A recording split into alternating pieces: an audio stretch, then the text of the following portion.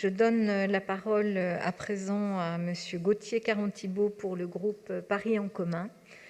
Je vous en prie. Merci Madame la maire, mes chers collègues.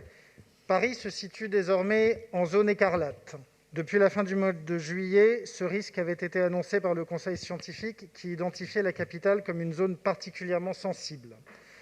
Depuis, le gouvernement répète à l'envi son fameux triptyque comme sa stratégie : tester, tracer, isoler. En attendant, les Parisiennes et les Parisiens patientent parfois plus de 10 jours pour obtenir les résultats de tests qu'ils peuvent surtout réaliser grâce à l'engagement de la Ville de Paris et des laboratoires privés, situation inquiétante alors que la période de vaccination antigrippale va débuter.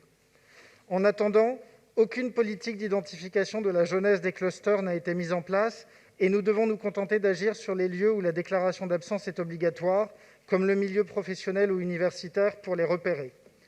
En Allemagne, les clients des lieux fréquentés doivent laisser leurs coordonnées, permettant ainsi de remonter jusqu'aux cas contaminants et en parallèle d'objectiver les lieux et trajectoires de contamination. En attendant, la méthode d'écoute et de négociation avec les professionnels voulue par la maire de Paris pour améliorer les protocoles sanitaires a permis de limiter les fermetures sèches et elle mériterait d'être appliquée à d'autres secteurs d'activité. En attendant, Madame la maire, mes chers collègues, nous entendons chaque soir des chiffres d'hospitalisation et d'admission en réanimation présentés comme critiques car ils atteignent le nombre maximal de lits disponibles. Si cela était compréhensible au début de l'épidémie, c'est un état de fait qui ne l'est plus de 6 mois après. Va-t-on devoir de nouveau déprogrammer les soins médicaux de nos proches ? Va-t-on devoir entendre des responsables d'établissements privés demander à être réquisitionnés pour augmenter le nombre de lits ? Va-t-on devoir constater l'épuisement d'une profession tout entière qui ne saurait se contenter des applaudissements de la population ? Le gouvernement va-t-il aussi nous asséner de nouveau qu'il n'y a pas assez de masques et de surblouses ? Un Ségur de la santé a été provoqué. Les résultats sur le terrain ne sont pas satisfaisants. Les personnels de santé appellent d'ailleurs à la grève le 15 octobre prochain.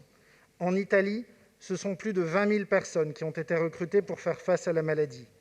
Alors que la pandémie progresse et que les hôpitaux sont de plus en plus sollicités, nous souhaiterions attirer l'attention de l'État sur la mobilisation massive et structurelle nécessaire en faveur de l'hôpital public et connaître l'implication de la Ville de Paris dans ce domaine. Je vous remercie.